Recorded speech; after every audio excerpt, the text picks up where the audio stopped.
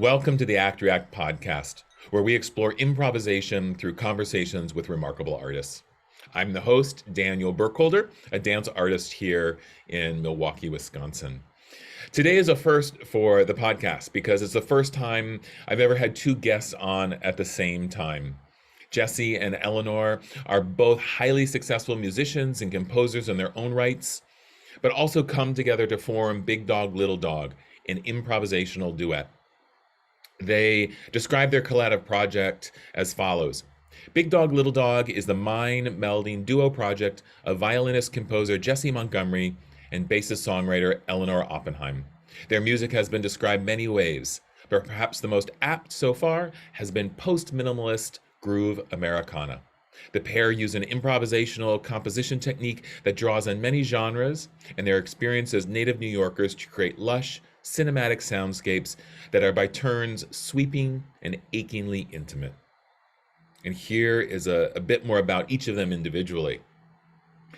Called quietly virtuosic by the New York Times, upright and electric bassist Eleonore Oppenheim is equal parts valued ensemble player and engaging soloist. Eleanor is at home in a wide range of musical idioms and has worked with a variety of different artists and groups, among them the Philip Glass Ensemble, Toyondai Braxton, the Wordless Music Orchestra, Shara Wooden of the My Brightest Diamond, Ensemble Single, Bryce Dresner of the National, Meredith Monk, Steve Wright, and Johnny Greenwood of Radiohead. Eleanor was a Bang on the Can Fellow and has released a solo album, Home. Jessie Montgomery is an acclaimed composer, violinist, and educator. She is the recipient of the Leonard Bernstein Award from the ASCAP Foundation, and her works are performed frequently around the world by leading musicians and ensembles. Her music interweaves classical music with elements of vernacular music, improvisation, language, and social justice. Her profoundly felt works have been described as turbulent, wildly colorful, and exploding with life by the Washington Post. Recent commissions include works for the Orpheus Chamber Orchestra, the National Choral Society, and ASCAP Foundation. Jessie is also teaming up with composer-violinist Janina Norpoth to reimagine Scott Joplin's opera Tremonisha, which is being produced by Volcano Theater and co-commissioned by Washington Performing Arts, Stanford University, South Bank Center in London, National Arts Center in Ottawa, and the Banff Center for the Arts. Additionally, the Philharmonica Orchestra, Atlanta Symphony, Dallas Symphony, Minnesota Orchestra, and the San Francisco Symphony will all perform her works this season. I didn't know either Eleanor nor Jessie going into this conversation, but it was such a delight to get to know them, hear about their history, both individually and together, and then also individually and together, how improvisation informs their artistic practices.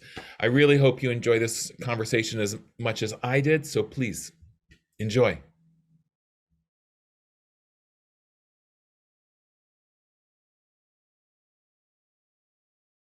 Well, Eleanor and Jessie, thank you so much for joining me on Act React. And I'm really excited to have both of you here. It's actually the first time I've ever had two people at the same time on the podcast. So I was very excited when I kind of first heard about the work the two of you that you do together, Big Dog, Little Dog, and just kind of, and that I don't know you. A lot of the people that I've had on, either I know or like 1 degree removed, like they're a friend of a friend. And this is kind of, maybe we have some degrees of separation that we don't know about, but it really is just, I just found out about you. So, and thank you for trusting to jump on this call with me. Sure. Totally. Improvisation is all about trust, right? That's right. That's right. That's awesome. So first I'll ask each of you to answer, I think, a question individually, and then we'll kind of bring and talk about your work together. So maybe, Eleanor, we can start with you. I'm just curious about how improvisation kind of manifests itself in your work, in your life, in the things that you kind of manifest in the world. Well, I've been improvising since I started playing music. So it kind of finds its way into everything I do. And when I actually set out to write something like for real, I have to improvise it first. Like that's how I work. So in that respect, I'm never not in it. Yeah. And I'm also kind of a fly by the seat of your pants kind of person sometimes. Mhm. So a lot of aspects of my life can be improvised Yeah. to the chagrin of those around me sometimes, or sometimes not. That's awesome. Great. So, Jessie, maybe the same question Yeah. for you. Sure. Yeah. Yeah, like Eleanor, I also been kind of improvising ever since I started playing music, um, and really also, yeah, it sort of served as a bridge into composing when I was, young and, in high school or around that point, and have always sort of imagined that it would play a part in my musical life, down the line. But I sort of never really knew how, which, sort of kind of again, leaving things to chance, to sort of manifest however was, in its right mode. But yeah. And I've, when I was lucky enough to grow up in New York, like me and Eleanor, we both grew up in New York and had very similar, which we'll get into probably a little bit, but very similar upbringings, with both of our parents being artists, performers, and sort of bridging between like jazz and avant-garde performance art and things like that. And Yeah. so yeah, so I think both of us probably found ourselves in some scenarios around high school, like doing these sort of like total live improv concerts and stuff like that were going on back like late 80s and 90s and Yeah. early 90s. And so yeah, so like some of that in there, and then just yeah, and then me and Eleanor doing this project Yeah. have been the most consistent kind of improv kind of based practice that that I've been in in my career. So maybe, yeah, let's talk about that. Like, how did the two of you decide to start collaborating and working together on this project? How did that happen? It was accidental. Well, Yeah. it was accidentally on purpose. Accidental on purpose. Yeah. There you go. We went to college together. Jessie and I met in college, even though we had parallel lives. We didn't know each other until then. Yeah. And we were playing together in college because that's what you do. Orchestra and yeah. Well, that's reading chamber music and right. stuff like that. We went to like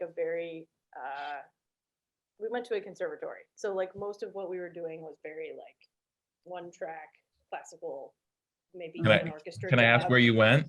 Yeah, we went to Juilliard. Okay. Yeah. So it's like it was very like in the box. By the book. Yeah. And by the book, which neither of us ever were. So we bonded over that. Yeah. But yeah, we had always played together, and we always kind of were like, hey, we should maybe do something. And then farted around for God knows how long. And then Jessie like almost 10 years. Yeah. Jessie tells the next part of it better. Really? I don't know. Do I? Maybe. What is the next part? Like how we started Big Dog, Little Dog. Right. Yes. Okay. Yeah. Well, okay. Yeah. I mean, I guess this was it was like we went through our undergrad, and then we went our kind of separate ways ish for a while, kind of doing very further degrees and things like that, and professional tours and stuff. And and then like, what was it, 2017 or something like that? We whatever decided I was like doing. You were doing your DMA. Yeah.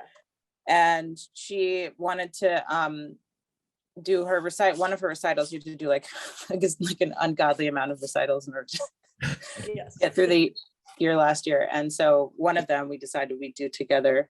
She invited me to do a duo concert. So on that we did like actually some really hard, crazy stuff that Eleanor ended up transcribing, like these crazy cello parts for like the Kodai duo and the Glier duos for violin and cello and things like that. So we played this kind of like really hard, like kind of classically heavy concert together. And we were like, because that was again where we kind of came from together, where we met, was at conservatory and all that. Anyway, so then from that experience, we were like, well, we should like do the thing we've been wanting to do this whole time, which is like just make this, improvise together. I think we were like, at one point it was like, I think making music with Eleanore is just going to be really fun. Like that was my thought. And I think you maybe had a similar. But not the music that we were making at that moment. No, yeah. Yeah. Let's never do this again. Yeah, exactly. But let's do other stuff instead that we actually want to do. Yeah, exactly. Yeah. And so then at that point we were like, let's really commit to this. And we did a residency at Avalock Farm, upstate up in New Hampshire. And we had 5 days and we wrote like a whole album in 5 days. It was like sort of like this thing must have just, it was percolating all over all that time. And as soon as we got to working on it, we just like had such a great time and wrote pretty much almost every song on our first album. That just over the course of like 6 days or something like that. Yeah. And then the other two we wrote as we were recording them. Yeah. Right. Yes. That's right. Nice. So so maybe we can like dig in a little bit. Like, so now that the two of you have this ongoing project and you're working together, and what is that? I'm also really interested in collaboration and how that process works. And I know a lot of times, especially with two people, it's sometimes hard to define it. But I'm curious if you could talk a little bit about what your working process is, like when you're collaborating with one another. What is that? If like I'm sitting in the corner watching, what does that process look like for the two of you? Eleanore, please. Okay. So our approach has always been like, it's not so much about premeditation.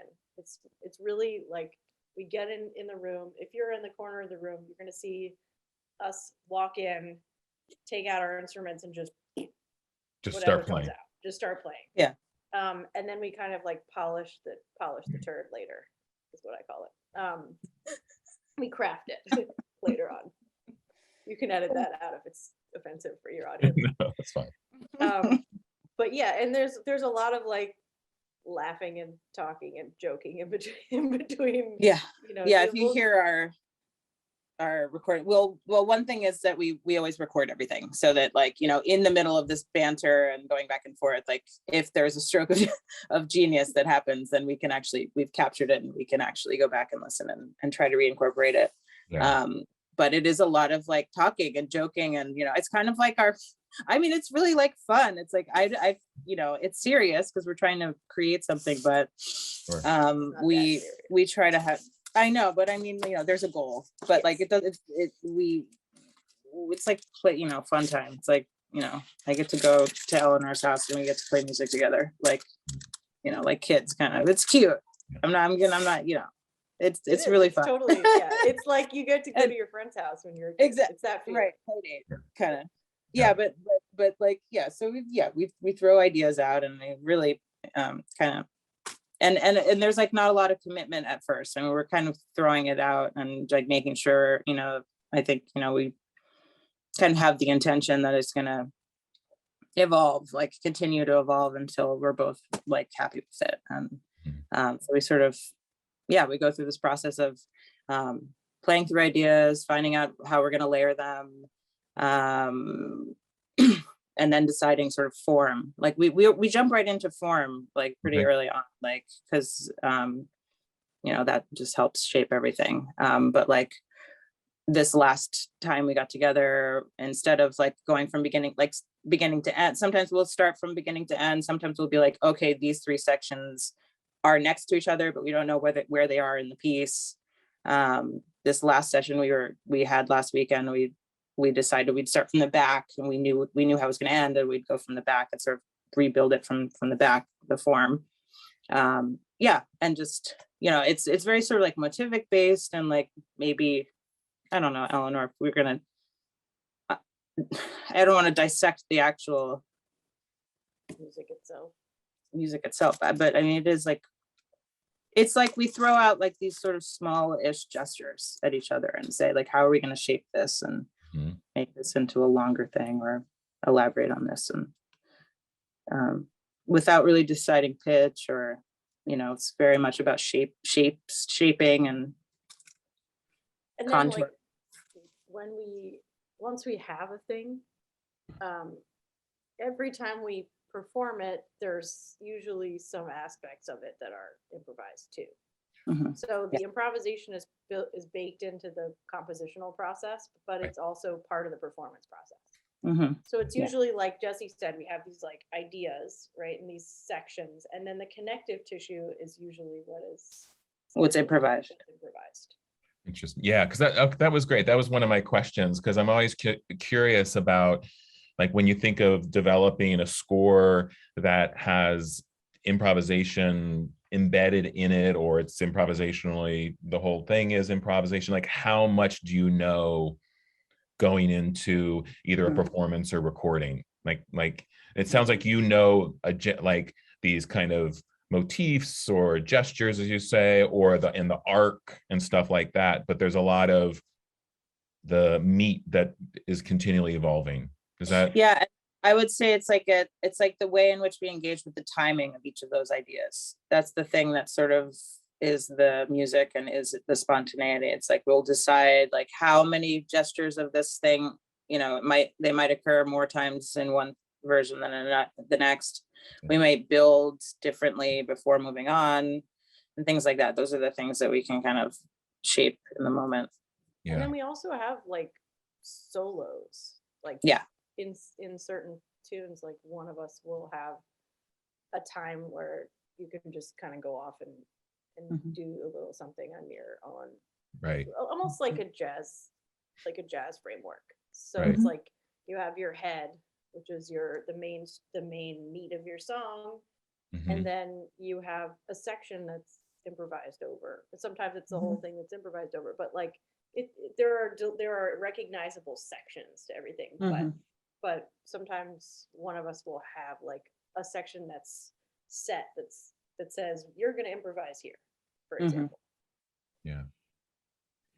Yeah, so I'm curious, like as you're talking, like the question that comes to mind is, you talked about your kind of more like straightforward classical training, right? And you talked about being younger, these avant-garde experiences and performance art and growing up in city and stuff like that, and then also referencing jazz. Like those were like, there's a lot of influences there in terms of what's coming in, and maybe just talking a little bit about how you, I know sometimes this is a hard question to answer, but like what are the influences, or how do you imagine these different influences manifesting itself in your work? Do you think about it that way, or is it less defined, or do you like not even want to answer my question? You gave us so many options. I know. Well, it's a more open score, let's say. Yeah. Jessie, you want to start in on this one? Well, okay, for me, I would say like just the fact that we're doing it at all has a lot to do with all those, like, never mind the stylistic implications of all those influences and stuff, but like the actual sort of want to create our own thing together, I think is very much influenced by that, like, it's a sort of like world of performance and improvisation and just like and creativity, like newness, new stuff, and just feeling like we have something that's ours. I think that's just like sort of lifestyle wise, like something that I think we're both sort of drawn to. And then, but like, I mean, like when it comes to the musical influences, it's I try not to sort of like try to pinpoint any specific leanings in terms of all those influences, and like especially as we're entering our process, like sort of really try actually leaving that stuff at the door in a way, so that we are that like we're sort of trusting in the synergy to just sort of like do its thing within the process of our creating these pieces. And so that's sort of how I think about it. Yeah, and like certainly like being around the free jazz scene and stuff like has a major influence on, I think, that sort of real spontaneous like aspect of our when we're writing the pieces, you know, and being able to like let things kind of fly if they need to. And I think that's kind of like the hard thing for me, actually. Like I feel like I'm always trying to like make sure I'm doing that, like letting things go, because I think I probably attach to things a little bit more than Eleanor sometimes. I think everyone attaches to things. I think it's Right. unavoidable. But I agree with Jessie that it's mostly the ethos of these different kinds of like performance genres or traditions that we kind of refer to rather than like the actual content. Or we try not to think of, it's not that you try not to think about it, it's just that it's not even a concern. Because we have, both of us, these like sonic palettes that are drawn from all these different genres, and they're just a thing that you don't even think about. It's just in the back of your brain. And then it kind of like osmoses into whatever it is that you're doing. It's passive diffusion into whatever you're doing. Yeah, I mean, it's not calling on something specific, but it's all there, right? I mean, you know, as a dancer, of course, I've studied like ballet and modern and tap and jazz and hip hop and all these other things that I've done along the way, and it's the same thing for me when I'm making work. It probably falls into like a contemporary, postmodern contemporary framework, but I don't think of it like, oh, I'm making this kind of work. I'm just making a dance. And like all of these influences of my history are manifesting itself. Right. You know? Exactly. So that makes a lot of sense. I'd love to talk a little bit about the album, because I've been listening to it and I've been super enjoying it. And I guess, you know, reading a little blurb like you have on the website for it is really compelling about going up to Jessie's family's farm. Eleanor's family's farm. Oh, and Eleanor's family. Oh, I switched it in my mind. Oh, No, that's it's really okay. interesting. When I read it, somehow I thought it was Eleanor's family farm. And so I guess maybe, and I think you kind of referred to it a little bit earlier, but could you just talk about like, again, I love to hear about the process and like the details of the process of like going up to the farm and what that was like being there, making this music together in this house on this land. So there were actually two different locations that we wrote the album, where we wrote it, and also the second location was also where we recorded it. So we wrote most of it at it is a farm. It's called Avaloq Farm Music Institute, or something. I'm totally butchering that, but something like that. That's right. It's a residency program. So we went and did a week-long residency there, and it's this beautiful farm in New Hampshire. And it's just, being at a residency is just great because you literally don't have to think about anything except for It's amazing doing what you're doing. And they do a great job there. Nice. They do an amazing job there. Yeah. And it's, so we didn't know what it was going to be at all. And we just started, we didn't even talk about our process because we didn't know what we were going to do. We just went in a room and automatically did what we do now. We were like, let's turn on a recorder and let's just see what happens. Yeah. And just record everything. And we just, that was like how our process and our music were like born at the same time. What was the first song that we wrote? I believe it was Panorama. Panorama. That's right. Pretty sure it was Panorama. Yep. And then Woods. And Woods. Yeah. And then we had almost an entire album's worth of stuff, and we were thinking about where we might want to record this album. And my grandmother's house, which is in the woods in Pennsylvania, my grandmother had just moved in with my parents, and so her house was empty, more or less. And I have like a big emotional connection to that house, and it's also an amazing structure, like physically. It sounds incredible in there. It's angles and wood, and it's just like, it sounds great. And it just kind of resonated. And I was like, why don't we, literally it resonated. I was like, why don't we try doing it in there? So we actually we got our friend who's an audio engineer to just come out there and like basically live with us in the woods for like a bunch of days.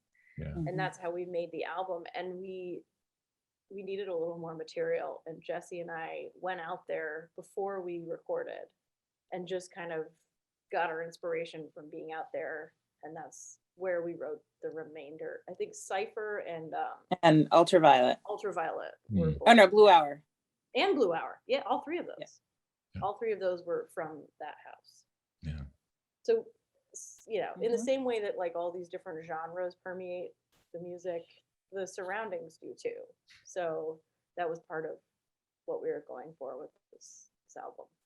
Yeah, I really love the sense of place within it. I mean, the you know, you have the field recordings or the ambient recordings added in, but also even just within the music, it feels like there's, I don't know, like listening to it, I was like, oh, there's a little spaciousness, there's a little warmth, there's a little something that feels like this is really in a place. It's not like just in a studio, but it's some place that has meaning. And I don't know if like I imposed that from reading, but I just had that sense of listening to it, and it was really quite tangible for me. I mean, actually, we sort of got to sort of relive that a little bit with a live performance that we did last summer in June at the Women Composers Festival in Maryland, where it was the cicada season. Remember this last year? And so they were crazy up in that area. And so we sort of like, you know, we decided, and they were so loud, like it was, you know, and the concert was outdoors.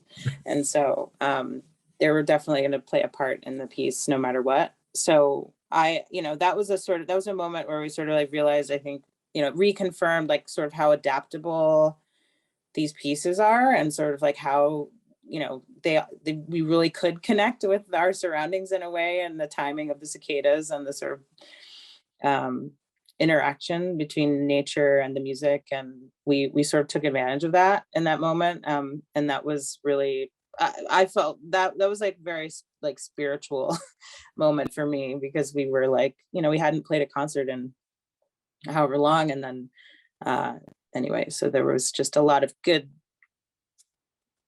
thing, you know, vibes to sort of make it what it was. But yeah, that was like for me, like a moment realizing like, this music really is like, we've created something here that's very, I don't know what the word, adaptable, I don't know, flexible, living, right. I assume your experience would have been very different if you were trying to play those pieces you played during Eleanor's concerts she had to do at school, that really hard stuff you're talking about, and trying to like block out the cicadas or whatever. Story. Exactly.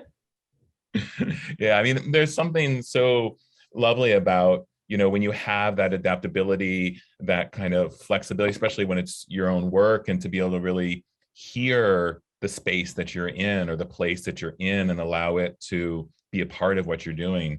You know, in dance improvisation, we talk a lot about like the fundamental thing about it is about space. Where you are in the space, how far, you know, your kind of proximity to other people, to the audience, like space is a really important thing. So architecture becomes a really important thing. And so you're always paying attention to the kind of space that you're in that informs deeply what you're doing. So the idea of space or place seems like not only fundamental, but so deeply respectful of the moment that you're making this work in, you know? So, and I wonder, so I actually just really jumping back for a second about Eleanor being at your family's property to record this, it sounds like it was a really meaningful experience for you. Yes, absolutely. Yeah. That was the last thing that we did in that house, was make this album. So I want, you know, that's how I thought about it. It was like, well, we gotta do something, make this special in some way. Yeah, it's great. Yeah, so just we don't have a lot. I don't want to spend a lot of more time or take up too much more of your time, but I'm curious. You kind of mentioned, you know, both of you saying that you were improvising from a really young age.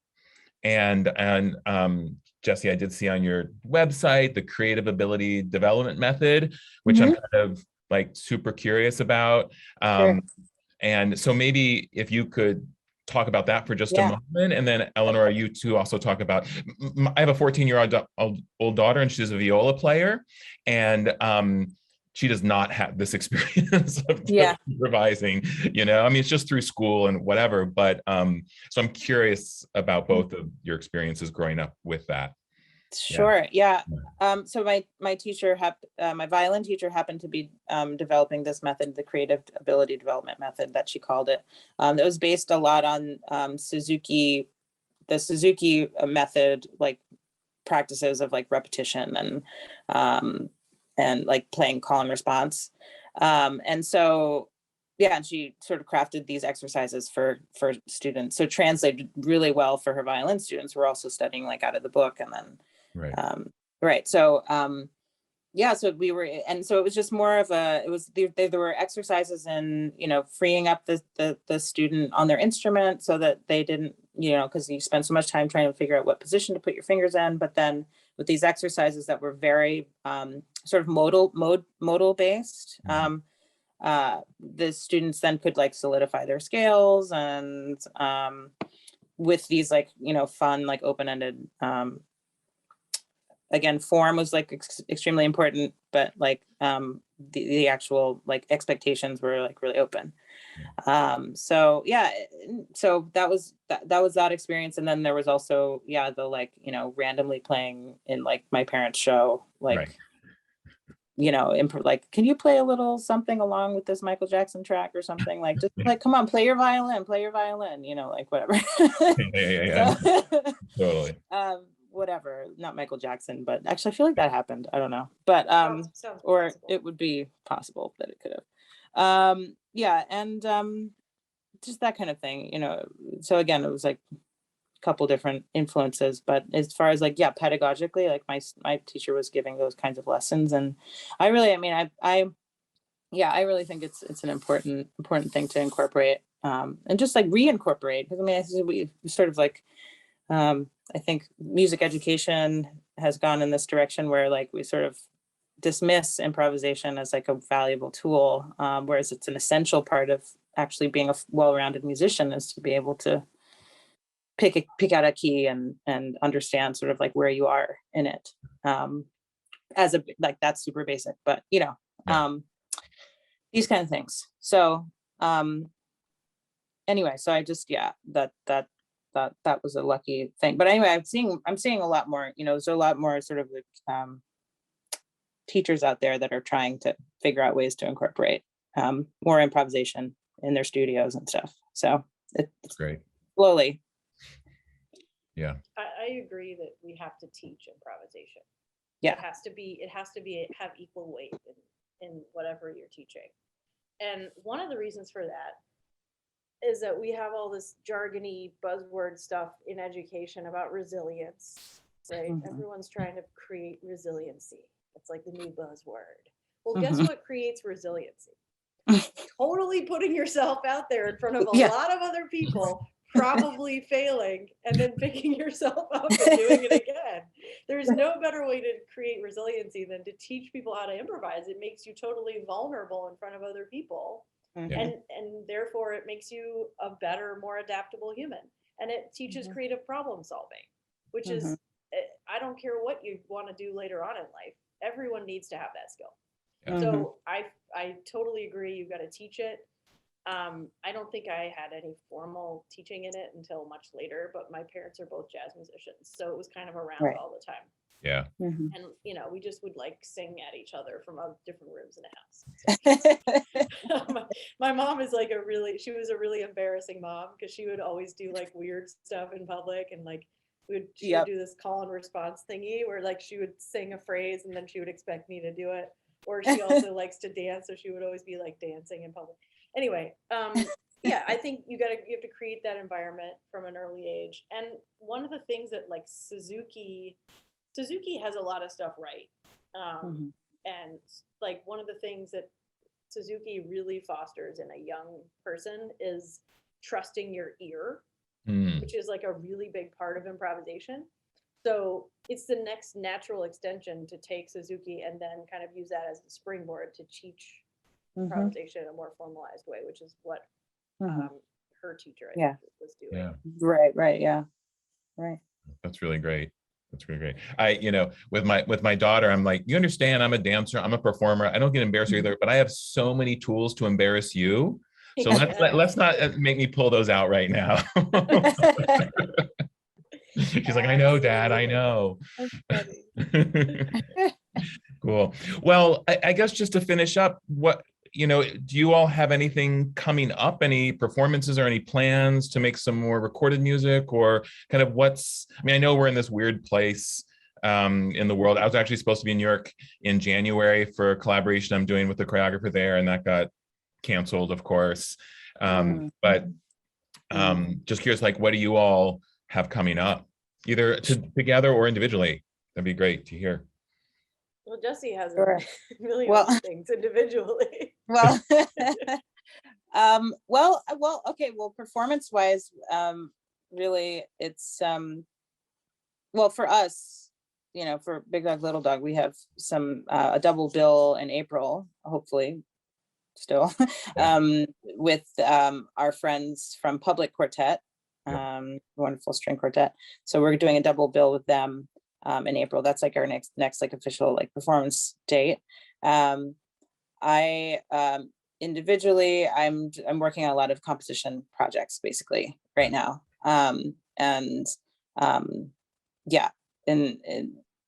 including a piece for Dallas Symphony and a piano concerto. Those are the sort of like main big ones that are happening this spring. And so, but then performance-wise stuff that's going on with Eleanor in April, and then also we have another ensemble that we'll probably get together again this spring called Everything Band, which is a band that I put together that is also improvisation based, but with even more sort of formal structures thrown in ahead of time. It's sort of like a composition / improvisation project for me, and all my friends. So, and Eleanor plays bass in that, so we'll get together at some point this spring. Great. Yeah. I have like a few other projects that I do stuff with. And we have some things coming up with that. And then Jessie and I have,